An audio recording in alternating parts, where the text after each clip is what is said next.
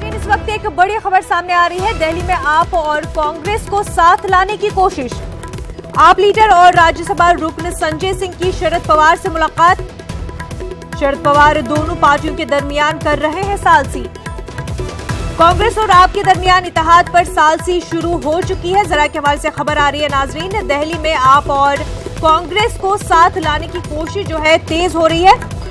आप लीडर और राज्यसभा रुकन संजय सिंह की शरद पवार से मुलाकात हुई है। आपको बता दें, शरद पवार दोनों पार्टियों के दरमियान सालसी कर रहे हैं। कांग्रेस और आप के दरमियान इत्तेहाद पर सालसी शुरू हो चुकी है। इस वक्त की बड़ी खबर नाज़रीन, दिल्ली में आप और कांग्रेस को साथ लाने की कोशिशें तेज हो रही हैं। आप लीडर और राज्यसभा रुकन संजय सिंह की शरद पवार से मुलाकात हुई है। आपको बता दें, शरद पवार दोनों पार्टियों के दरमियान सालसी कर रहे हैं। कांग्रेस और आप के दरमियान इत्तेहाद पर सालसी शुरू हो चुकी है। जरा के हवाले से खबर आ रही है।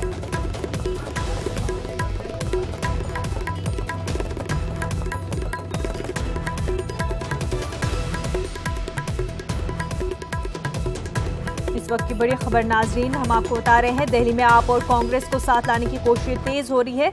आप लीडर और राज्यसभा रुकन संजय सिंह की शरद पवार से मुलाकात हुई है। शरद पवार दोनों पार्टियों के दरमियान सालसी कर रहे हैं।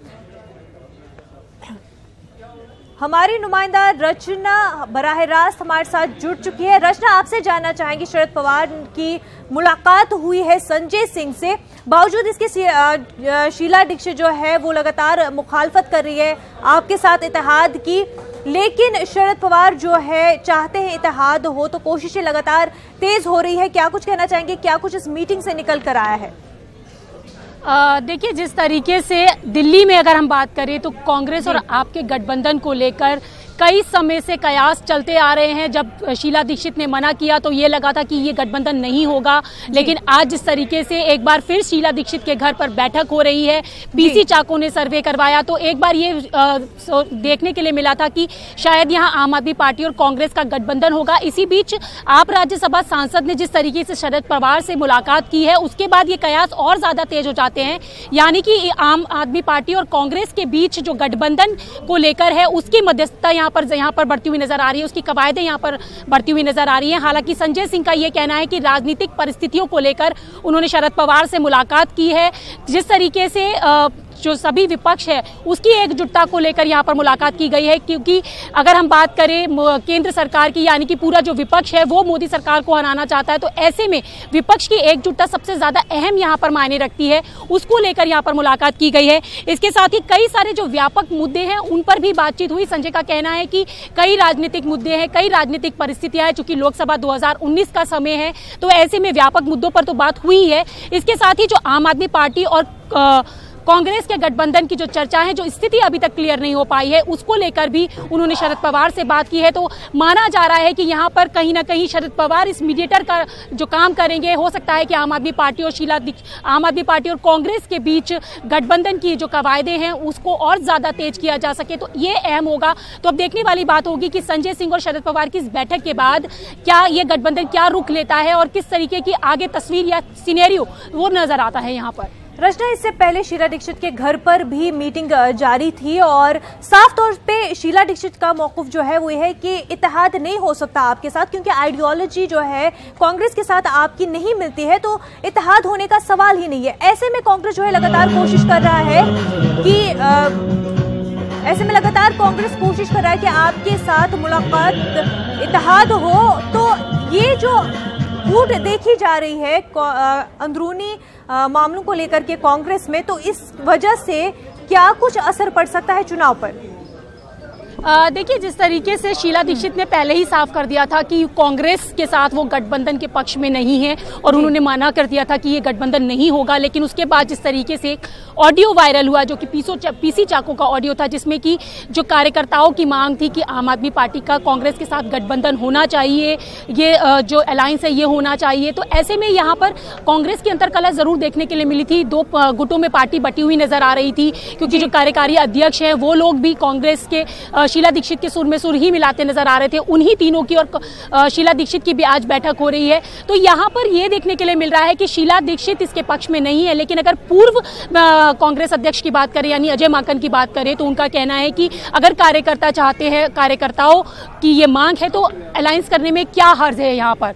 तो यहाँ अब ये अलायंस होगा या नहीं होगा ये बड़ी बात है, क्योंकि कांग्रेस ने पहले ही कहा था कि पब्लिक डोमेन में आकर आम आदमी पार्टी को ही कहना होगा, इस अलायंस का जो खुलासा या जो घोषणा है वो आम आदमी पार्टी को करनी होगी। और जिस तरीके से आम आदमी पार्टी 6-1 की बात कर रही थी, लेकिन जो टिकटों की बात थी 7 उम्मीदवार जो है दिल्ली के वो आम आदमी पार्टी घोषित कर चुकी है। तो ऐसे में ये गठबंधन बेहद यहाँ पर गंभीर नजर आ रहा है, बेहद मतलब कि दिलचस्प मोड़ नजर आ रहा है यहाँ पर कि 7 उम्मीदवारों को आम आदमी पार्टी पहले ही उतार चुकी है। आज उम्मीदवारों को लेकर शीला दीक्षित के घर पर भी चर्चा हो रही है। तो क्या ये गठबंधन होगा या नहीं होगा, और अगर ये गठबंधन होता है तो आगे आने वाले चुनावों पर इसका क्या कुछ असर पड़ता है।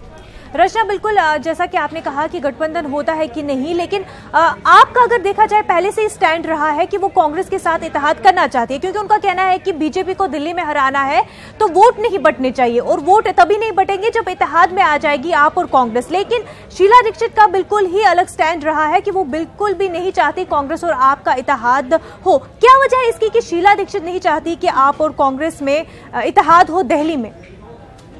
देखिए, अगर हम शीला दीक्षित की बात करें तो शीला दीक्षित शुरू से ही ये कहती आ रही है कि ये गठबंधन नहीं होना चाहिए, और शीला दीक्षित गुट के जितने भी लोग हैं या जितने भी कार्यकर्ता हैं उनका भी यही कहना है। क्योंकि जिस तरीके से जब आम आदमी पार्टी सत्ता में आई थी तो आपको भी याद होगा कि जिस तरीके से अरविंद केजरीवाल ने शीला दीक्षित पर निशाना साधा था, तो कहा जा सकता है कि कुछ पर्सनल मैटर्स भी यहाँ पर हो सकते हैं जिसके चलते शीला दीक्षित नहीं चाहती हैं। और इसके साथ दूसरा बात ये भी आ रही है कि शीला दीक्षित ने भी कार्यकर्ताओं से बात की है। उनका कहना है कि अगर लोकसभा में ये गठबंधन कर भी लेते हैं तो आगे जाके विधानसभा के चुनाव आने हैं, ऐसे में अगर वहां पर ये अलायंस नहीं होता या साथ नहीं रहते तो फिर मुश्किलें यहाँ पर खड़ी नजर आएंगी। तो दूर अगर दर्शी हम यहाँ पर नजरिया देखें शीला दीक्षित का तो वो भी नजर आ रहा है, क्योंकि जब उन्होंने राहुल गांधी से मुलाकात की थी तो उन्होंने साफ कहा था कि ये गठबंधन नहीं होना चाहिए, क्योंकि आगामी समय को लेते हुए, आगे के समय को लेते हुए या विधानसभा चुनावों को लेते हुए ये गठबंधन सही नहीं है। लेकिन जिस तरीके से कांग्रेस का दूसरा जो गुट है वो चाहता है कि ये गठबंधन हो। अगर हम आम आदमी पार्टी की बात करें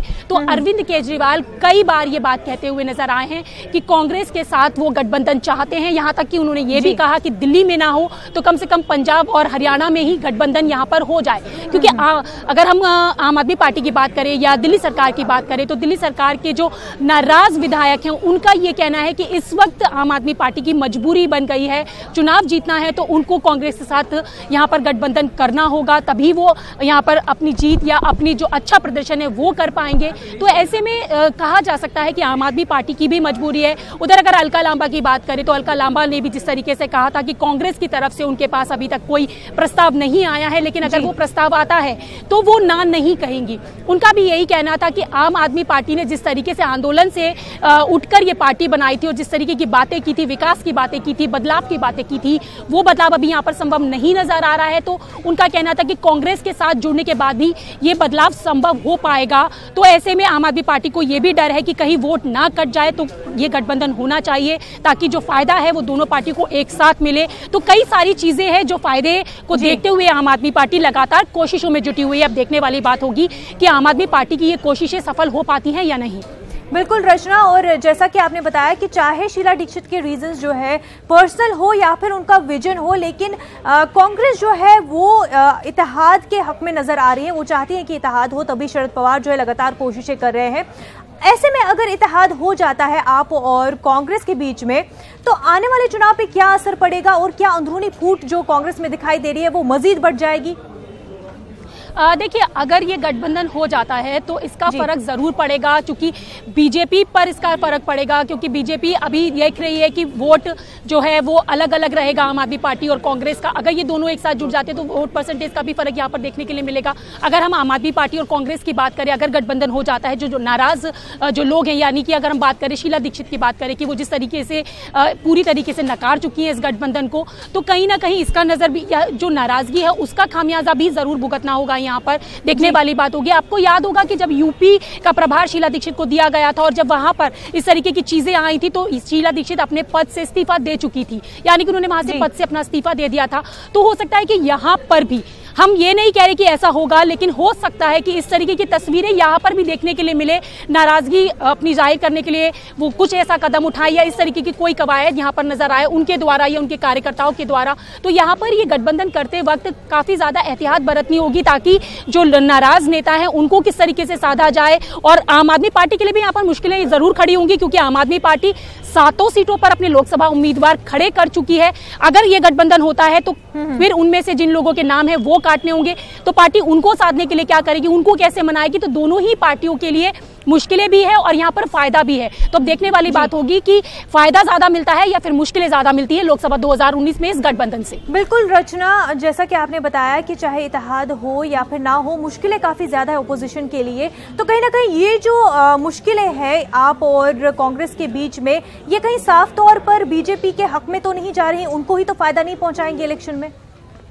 देखिए, जिस तरीके से अगर अंदरूनी कलह की बात करें, अगर वो अंदरूनी कलह सामने निकल कर आता है तो जाहिर सी बात है कि इसका फायदा बीजेपी को मिलेगा। अगर दोनों ही पार्टियां आपस में अंदरूनी कलह के चलते एक दूसरे की काट करेंगी तो सामने वाली पार्टी इसका फायदा जरूर उठाएगी, क्योंकि आम आदमी पार्टी और कांग्रेस के गठबंधन पर बीजेपी की भी पूरी नजर है। वो भी इसके चलते ही रणनीति तैयार करेगी, क्योंकि अभी बीजेपी ने तो अपने सांसदों की जो लिस्ट है वो भी तैयार करनी है, वो भी लिस्ट आनी है सामने। तो ये देखने वाली बात होगी कि इन दोनों के गठबंधन के बाद कौन कौन से उम्मीदवार सामने आते हैं और फिर उनके टक्कर में बीजेपी किस उम्मीदवारों को लेकर आएगी यहाँ पर।